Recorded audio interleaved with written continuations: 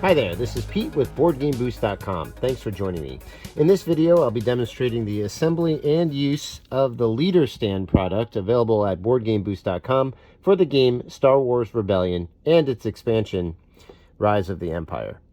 What these stands do is basically encase these cardboard leader character tokens that come with the game in acrylic stands to provide them with some protection and give them a little bit better presence on the game board. You do need to assemble these stands by snapping them together, but it's not too bad, and I'll take you through that process right now. If you decide to purchase this product, when you receive it in the mail, you'll get a stack of brackets that have parts in it like this.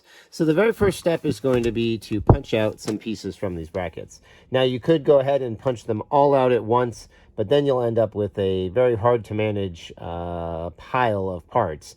So I recommend instead just kind of punching parts out as you go, as you're assembling the stands.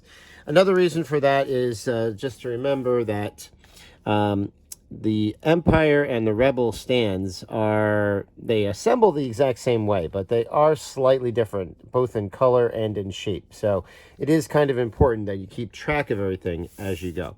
So I'm going to show you the exact 6 parts that make up any stand. And for the sake of this example today, I'm going to just build a Rebel stand for everyone's friend, Luke. So let's get started. The parts that make up a stand are 2 outer window panes that are made of this thinner clear material. You're going to have a center frame that's going to go around the token itself, and you can see here that nested within that are 2 pieces of the base, and then lastly one of these circle pieces. So let's go ahead and punch them out. Now you can see right away that we're dealing with a Rebel frame because it's got this curved top like this. That differs from the angled top of the Empire stands. So we're just going to go ahead and punch one out. You can just put a little pressure and you can see it pops right out of the stand, of the bracket I should say. We're going to punch this out as well, and then these 2 nested pieces from there. This piece here is just garbage. That's just another kind of bracket there. As I said, we need one of these circle pieces. Now you do want to just make sure that it is the right color, in this case red, because we're building a Rebel stand. And then lastly, like I said, 2 of these thinner window pieces. And again, you're going to identify that it's the Rebel stand, not the Imperial, by the shape of the top. And you can see right here next to each other, Imperial, Rebel. So it's going to be this round top right here. Just punch out 2 of these. And now we have our 2 window pieces, our token frame, this circle piece, this piece here that's kind of like a clover, and this one that's kind of like an hourglass. And we're ready to move to the next step. Now we need to remove the protective paper that's on both sides of each piece. There is a trick built into these pieces to make that a lot easier for you, and it's these triangular protrusions coming out of each piece. Let me show you how those work. You want to hold the piece you're working on so the triangle is sticking straight up, and also hold the piece so it's effectively perpendicular from your body like this. Then, with the other hand, you want to pinch with your 2 fingers near the top of the triangle. And you're not trying to pinch hard enough that you're going to pull like the triangle off the piece, but you're pinching lightly, and so when you pull away, you're taking the edge of the paper with your fingers like this, okay? Once you get the paper started, it'll just peel off like this. There might be a little tiny piece left, but basically it'll all come off together. So again, on the other side, I'm just pinching here near the top with the tips of my fingers, and I'm pulling away, and it brings the paper with it like this. Once you've gotten the paper off both sides of the piece, you can just go ahead and apply a little lateral force to this and just snap off that triangle, and that leaves you with a nice clean piece. So here I go. I'm going to do it again, this time with this clover piece. I just pull away and the paper comes off, and I'm going to talk about this remaining paper in a second, but let me go ahead and do this on the other side here.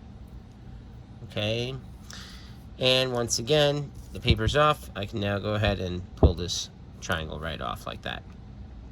So one thing to mention about this piece, the clover piece, and also the hourglass piece, and actually let me go ahead and pull the paper off this really quickly as well, using the exact same technique.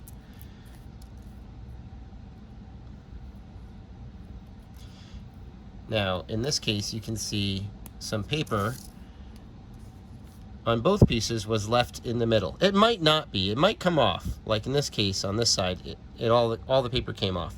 But if it is left on those center pieces of these two pieces, that is okay and somewhat by design, because these small pieces on the inside here, on this piece, those small pieces there, those are going to break off during assembly, which I'll show you in the next step. So you do not need to go back and try to pick all of that paper off those center pieces. It's okay. Those pieces are not going to be there in the end anyway. So go ahead and use this exact same paper removal technique for the remaining pieces in the set. It all works the same way with these triangle pieces that ultimately break off when you're done.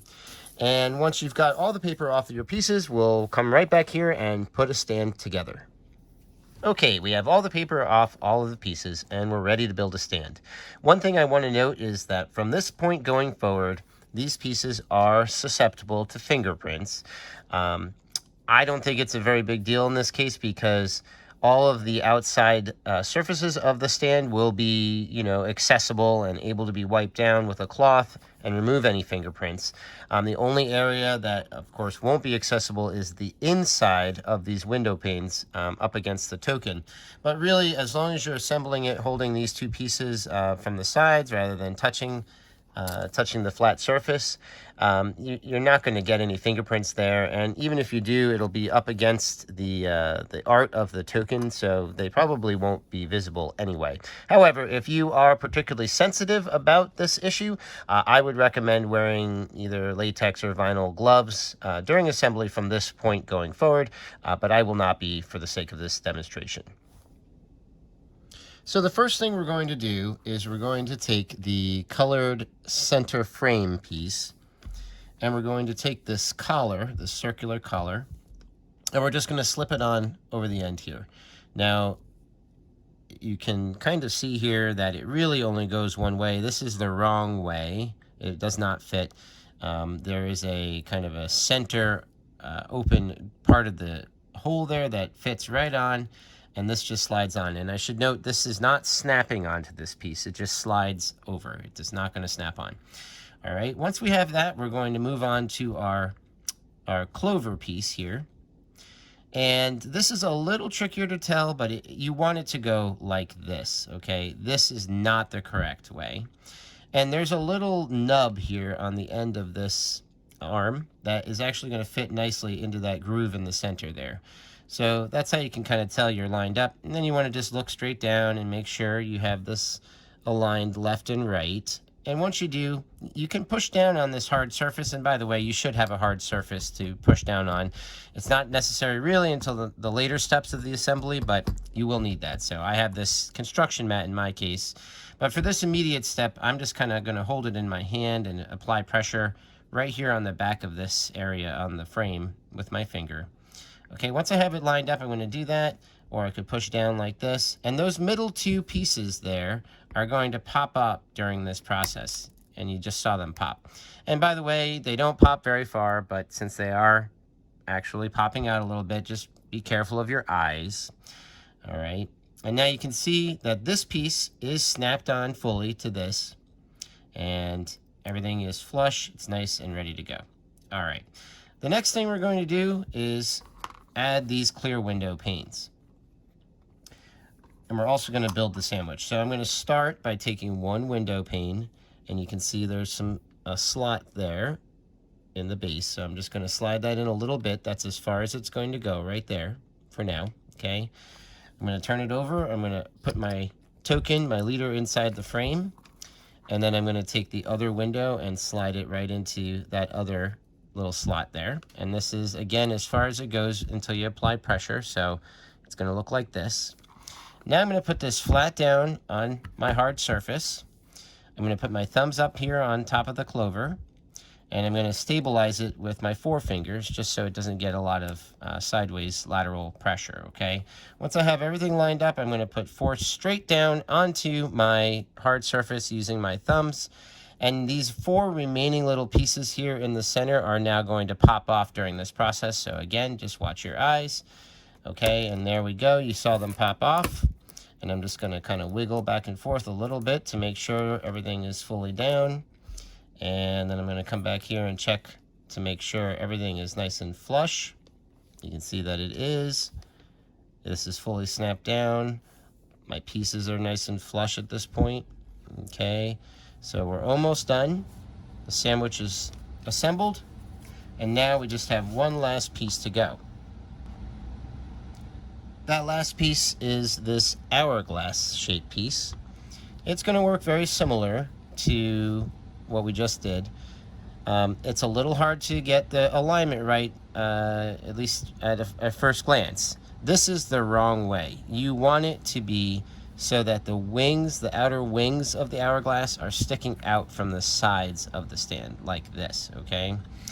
It really wouldn't fit even if you tried to do it the wrong way like this, so you don't have to worry too much, but this is the correct way. And again, these clear arms, it's hard to see on the video, but they have little nubs at the top that are going to sit in this little groove here, so that kind of helps you get the right feel for where it belongs, okay?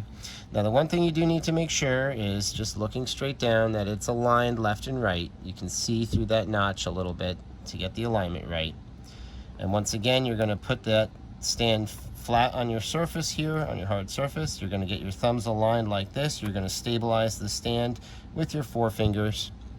And I do want to note for this step especially, you don't want to put a lot of pressure towards the inside of the sandwich with your forefingers, because that will make snapping this piece on a little harder. So you just kind of want to lightly stabilize it to make sure it doesn't snap out from under you. And then as you push pressure down, those two pieces in the middle again are going to break off. And here we go. So I'm pushing down. You can see that they're snapping off. And I am kind of rocking my thumbs back and forth a little bit to get that piece to snap on. You can shake these pieces out of the way and put some more pressure. And then once you feel like it's set, you want to come down, look from the side to make sure it's all flush. It looks like it needs a little more. And you can hear it snapping on a little more. Okay, and now it looks completely flush. Everything's nice and right angles. All my pieces are fully snapped in. Everything looks good. And we've created a stand for Luke. One last thing I'll cover is how the attachment rings that come with the game work with these bases. So if you need to attach a ring to one of these, you simply slide it through like that, all the way up to the bottom of the frame. Then you turn 90 degrees and set it back down. And these little notches here in the rings will sit in those grooves in the base of the stand like that. Okay, and there you go. If you need to remove the ring, you simply do the same thing in reverse.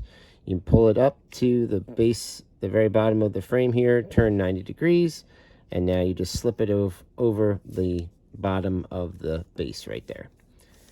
And there you have it.